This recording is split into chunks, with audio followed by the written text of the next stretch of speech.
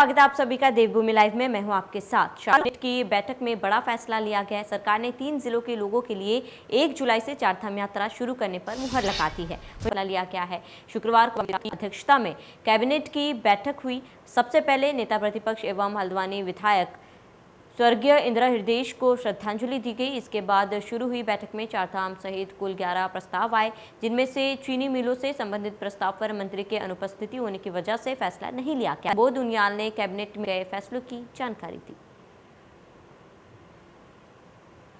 तो बैठक में 10 प्रस्तावों पर मुहर लगी और 1 जुलाई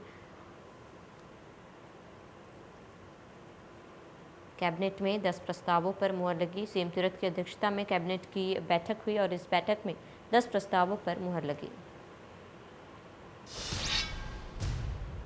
उत्तराखंड में पिछले 24 घंटों में कोरोना संक्रमण के 128 नए मामले सामने आए हैं। वहीं 2 मरीजों की मौत हुई है। इसके अलावा आज 228 मरीजों को ठीक होने के बाद घर भेजा गया। शुक्रवार को 25,599 सैंपलों की जांच रिपोर्ट नेगेटिव आई है। बागेश्वर जिले में एक भी कोरोना संक्रमित मरीज नहीं मिला है। वहीं अल्मोड़ा में 22, चमोली में 3, चंपावत में 1, देहरादून में 48, हरिद्वार में 14, नैनीताल में 9, पौड़ी में 2, पिथौरागढ़ में 7, रुद्रप्रयाग में 7, टिहरी में 8, उधमसिंह नगर में 4 और उत्तरकाशी में 3 मामले सामने आए। प्रदेश में अब तक कोरोना के कुल संक्रमितों की संख्या 3,39,373 हो गई है। इनमें से 3,23,855 लोग ठीक हो चुके हैं। वहीं सक्रिय मामलों की संख्या घटकर 2,627 पहुंच गई है। प्रदेश में कोरोना के चलते अब तक 7,083 लोगों की जान जा चुकी है।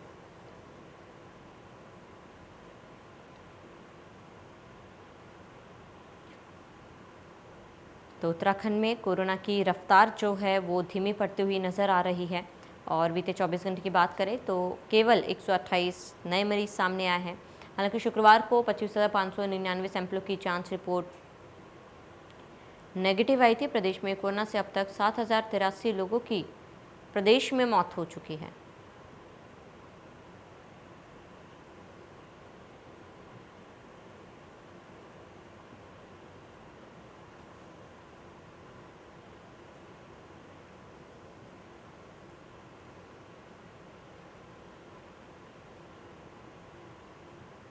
तो पिछले 24 घंटे में 128 मरीज़ मिले हैं प्रदेश में। 228 मरीज़ डिस्चार्ज होकर उन्हें घर भेज दिया गया है। तो उत्तराखंड में लगातार कोरोना के केसेस जो हैं वो कम हो रहे हैं और उत्तराखंड में बीते 24 घंटे की बात की जाए तो 128 नए मरीज़ सामने आए। एक बार फिर मदद का हाथ बढ़ाया है खाकी ने, जहां पर पौड़ी में पुलिस लगातार सराहनीय काम कर रही है।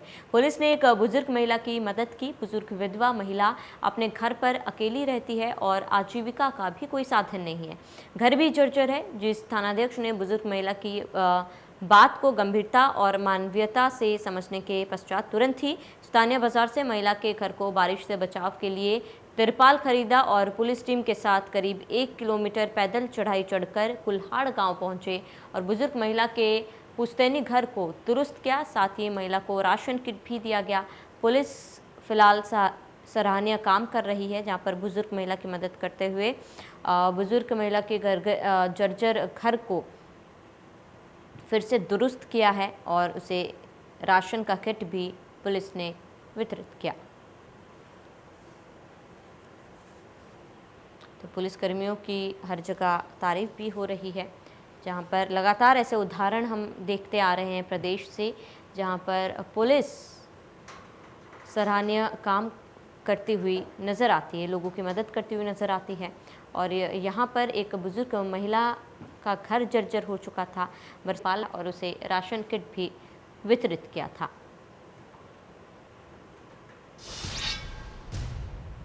ऋषिकेश बद्रीनाथ राजमार्ग रुद्रप्रयाग और चमोली जिले की जनता के लिए नासूर बन गया है। आए दिन राजमार्ग पर जगह जगह बोल्डर मलबा गिरने से यातायात घंटों बाधित रहता है।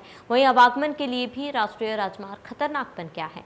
दरअसल हाईवे के चौड़ीकरण में मशीनों से कटिंग के बजाय विस्फोट किया गया, जिस कारण पहाड़ी पर दरारें पड़ने से भूस्खलन हो रहा है। वहीं डीएम का कहना है कि बद्रीनाथ हाईवे पर डेंजर जोन वाले स्थानों का ट्रीटमेंट किया जा रहा है। ऐसे में 3 से 4 घंटे के भीतर राजमार्ग को खोलने के प्रयास किए जा रहे हैं। साथ ही हाईवे पर ध्वस्त हुए पुस्तों की जांच के लिए विभाग को निर्देश दिए गए हैं।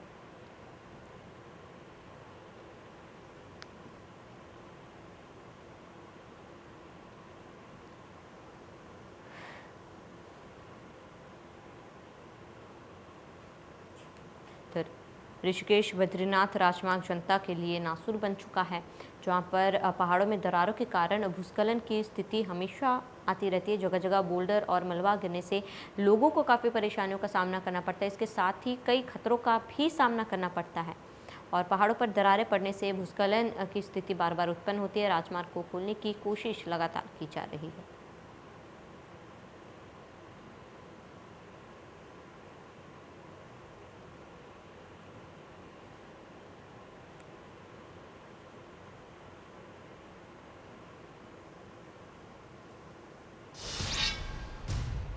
मसूरी में बीजेपी कार्यकर्ताओं ने ब्लैक डे मनाया। महात्मा योगेश्वर शिशु मंदिर के सभागार में ब्लैक डे मनाया गया। इंदिरा गांधी द्वारा देश में लगाए गए आपातकाल के खिलाफ बीजेपी कार्यकर्ताओं ने ब्लैक डे मनाया है। इस मौके पर मुख्य वक्ता मसूरी नगरपालिका के नामित सदस्य मदन मोहन शर्मा ने आपातकाल को लेकर अपने विचार रखे। वहीं इससे पहले बीजेपी महिला मोर्चा के द्वारा मदन मोहन शर्मा को शॉल और पुष्प गुच्छ भेंट कर सम्मानित किया गया। मसूरी बीजेपी मंडल अध्यक्ष मोहन पेटवाल ने कार्यक्रम में बतौर मुख्य अतिथि शिरकत की। मदन मोहन शर्मा और मोहन पेटवाल ने कहा कि हर साल 25 जून को देश के आपातकाल के लिए याद किया जाता है। 1975 में इस दिन तत्कालीन प्रधानमंत्री इंदिरा गांधी ने देश में इमरजेंसी लागू की थी।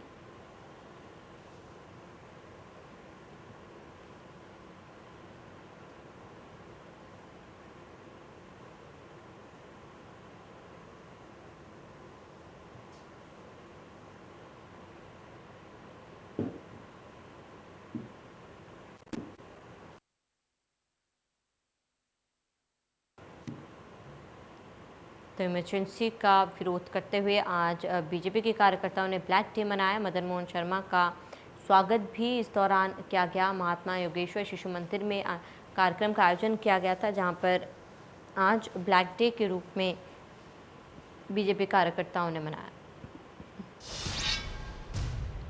कुंभ मेले के दौरान हुई कोविड टेस्ट में गड़बड़ी का मामला अब राजनीतिक रूप लेता जा रहा है। मामले की उच्च स्तरीय जांच और दोषियों के खिलाफ कड़ी कार्रवाई की मांग को लेकर कांग्रेस प्रदेश अध्यक्ष प्रीतम सिंह ने हरिद्वार के सुभाष घाट पहुंचकर उपवास किया। प्रदेश अध्यक्ष के उपवास कार्यक्रम में बड़ी संख्या में कांग्रेसी कार्यकर्ता शामिल हुए। प्रदेश अध्यक्ष प्रीतम सिंह ने कोविड टेस्ट फर्जीवाड़े मामले पर सरकार को घेरते हुए कहा कि ये बेहद संवेदनशील मामला है। राज्य सरकार के नाक के नीचे ये घोटाला हुआ है और सरकार अधिकारियों की जांच समिति बनाकर मामले को रफा दफा करने की कोशिश कर रही है। सरकार को मामले की जांच हाईकोर्ट के सिटिंग से कराकर दोषियों पर कड़ी कार्रवाई करनी चाहिए।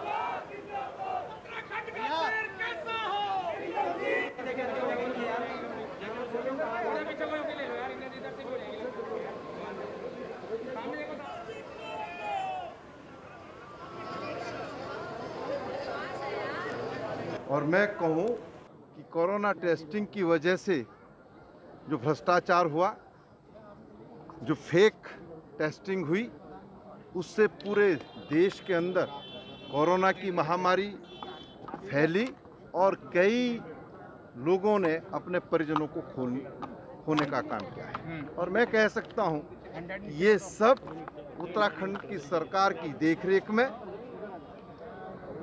ये हुआ और राज्य सरकार लोगों की हत्यारी सरकार है, भ्रष्टाचार में संलिप्त सरकार है। इसलिए हमने आज यहाँ पर जो है उपवास का कार्यक्रम रखा है और हम उस उपवास के कार्यक्रम के माध्यम से ये कहना चाहते हैं कि हाई कोर्ट के सिटिंग जज की देखरेख में सारी जांच। हरिद्वार कुंभ मेले में कोरोना जांच को लेकर हुए घोटालों की जांच की मांग को लेकर रामनगर विधायक दीवान सिंह बिस्ट ने कार्यालय पर घड़ा लेकर प्रदर्शन करने पहुंचे आम आदमी पार्टी के करीब 1.5 दर्जन कार्यकर्ताओं को पुलिस ने हिरासत में ले लिया। मामले में आप प्रदेश उपाध्यक्ष शिशुपाल सिंह रावत ने कहा कि प्रदेश में सरकार के खिलाफ जो भी आवाज उठा रहा है, सरकार उनकी आवाज को दबाने का काम करते हुए अपनी दबंगई दिखा रही है। कार्यकर्ताओं पर झूठे और फर्जी मुकदमे दर्ज कराकर उत्पीड़न करने पर उतरी हुई है। उन्होंने कहा कि प्रशासन चाहे सरकार के दबाव में आकर कितने भी मुकदमे दर्ज कर ले या जेल भेज दे, लेकिन जनता की समस्याओं के समाधान को लेकर आम आदमी पार्टी का संघर्ष लगातार जारी रहेगा।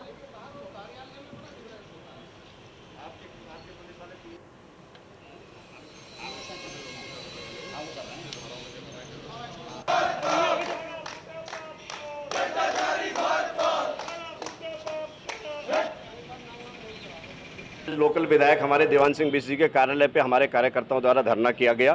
शांतिपूर्ण तरीके से हमने धरना किया, हमें किसी ने रोक टोक नहीं की। जब हमारा धरना समाप्त हो गया था, हम सड़क पे आ गए थे। उसके बाद जो है कोतवाल साहब आते हैं और वो कहते हैं जी आपकी अरेस्टिंग होनी, आप पे मुकदमा होना। तो हम तैयार है, अगर भाजपा के आदेश ऊपर से हैं पुलिस को कि भाई इनको मुकदमा करो, इन्हें जेल डालो, तो हम तैयार है उस चीज़ के लिए। आम आदमी पार्टी का कार्यकर्ता, केजरीवाल का कार्यकर्ता सड़क से लेकर सदन तक संघर्ष करता रहेगा। सूचना मिली थी कि जो इनके द्वारा धरना प्रदर्शन है और उसके लिए जो पहले से सूचना दी गई थी वो ना करके इन्होंने उसका उल्लंघन किया है। तो जो इनकी शर्तें थी, जो जिसके आधार पर जो कोविड गाइडलाइंस की शर्तें हैं, जो उसका अपना अनुपालन इनके द्वारा किया गया नहीं किया गया, इसमें जांच करेंगे। अगर उसका उल्लंघन पाया जाएगा तो इनके खिलाफ हम लोग कार्रवाई करेंगे। केलाखेड़ा पुलिस को उस वक्त सफलता हाथ लगी जब पुलिस ने मुखबिर की सूचना पर एक फार्म हाउस में रखी करीब 200 क्विंटल खेर की लकड़ी को बरामद कर लिया। पुलिस ने पकड़ी गई खेर की लकड़ी को वन विभाग के सुपुर्द कर दिया है। बता दें कि बाजपुर सीओ वंदना वर्मा को सूचना मिली कि केलाखेड़ा के ग्राम गणेश्वर में एक फार्म हाउस में जंगल से काटकर खेर की लकड़ी रखी गई थी। मुखबिर की सूचना पर सीओ वंदना वर्मा ने केलाखेड़ा पुलिस और वन क्षेत्राधिकारी रूपनारायण गौतम के साथ दीपक राणा के फार्म हाउस में संयुक्त रूप से छापेमारी की, जहां पुलिस को एक फार्म हाउस में रखी करीब 200 क्विंटल खैर की लकड़ी और एक ट्रैक्टर ट्रॉली भी बरामद हुई है। पुलिस ने मौके से पकड़ी गई खैर की लकड़ी और ट्रैक्टर ट्रॉली को वन विभाग के सुपुर्द कर दिया।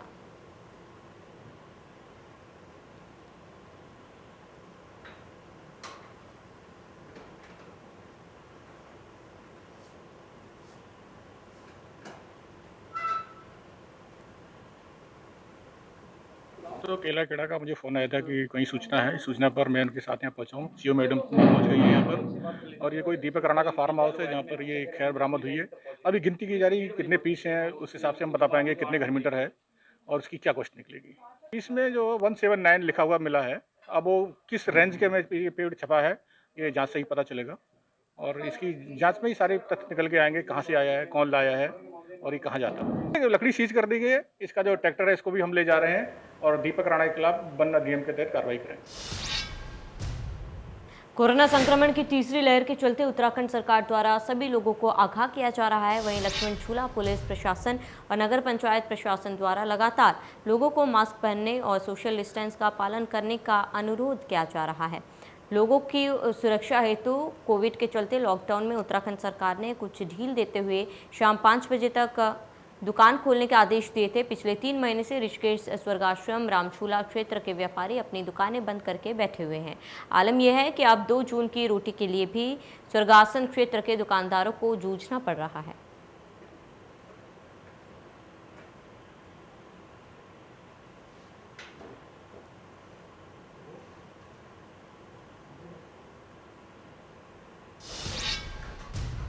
मसूरी माल रोड में मास्क गारमेंट्स शॉप पर चोरों ने बड़ी चोरी को अंजाम दिया। इसके बाद क्षेत्र में हड़कंप मच गया।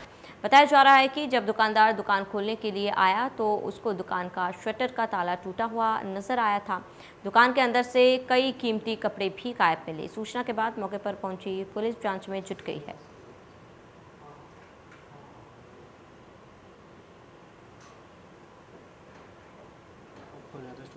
तभी उसके बाद जब शॉप खोलने था, स्टोर खोलने था, तभी उसके बाद ही पता चला मेरे। क्या देखा आपने बाहर? हमने तो शटर खुला हुआ था ना, और एक बाहर विंडो के जो कपड़े उतार रखे थे, लॉक खोल रखा विंडो का, तो बाहर से कोई घटना हुई है इस दुकान में, मास्क दुकान में।